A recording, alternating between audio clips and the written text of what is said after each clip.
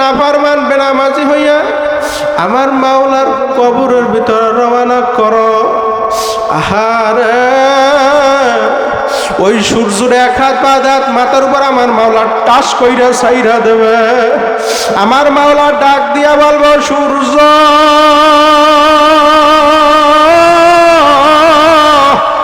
তোর ভিতরে যত তাপ আছে সারো সারো।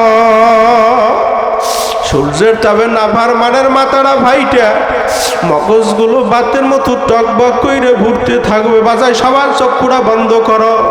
বাজান জমিনটা পুরা তামার জমিন হইয়া যাইবে। লা ইয়ামুতু ফিহা ওয়ালা ইয়াহইয়া। ওই নাফরমান চিল্লাইবে, আল্লাহ বাঁচাও বাঁচাও। জিন্দা থাকতে আর একবার ডাক দাও আল্লাহ, জবান খুলে ডাক দাও আল্লাহ। হে দুনিয়াদার পাগল আমার বাবারা, হে কবরের যাত্রীরা, ওই অন্ধকার কবরে দুনিয়ার কোনো মানুষ আপন হবে না, একমাত্র আপন হইবে কেডা? আরো জোরে ডাক দাও আল্লাহ। সাদা কাফন আমার আপন, যেদিন লেগে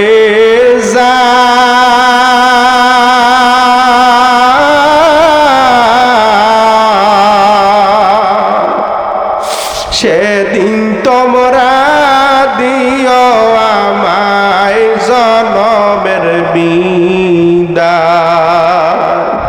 সবাই সেদিন তোমরা দিও আমায় জনমের বিদায়। কাটা ভাঙ্গা পানি দিয়া ওরে গোসল দিয়া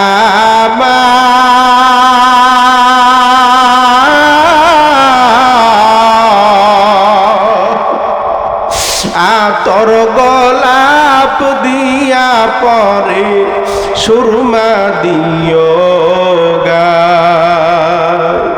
বুবু বাসাইয়া কাঁদবে সবে ওরে বিদায় দিয়া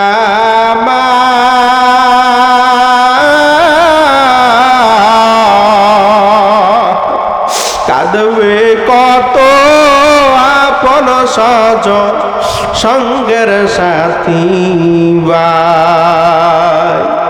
দাবি দবা সব সারিয়া ওরে বিদায় দিয়া